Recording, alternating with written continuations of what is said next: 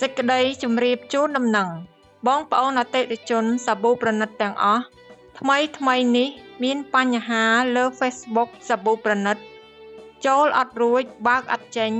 ដោយក្រុមហ៊ុន Facebook ធ្វើការអាប់ដេតជាមួយគោលការណ៍ថ្មីសូមអតិថិជនថ្មីចាស់សាប៊ូប្រណិតតាក់ទងតាមរយៈ Facebook សាប៊ូ White Clean និង Page White Clean សូមអតិថិជនចំណាំមានលេខដូចគ្នាទាំង3ប្រព័ន្ធខាងក្រោម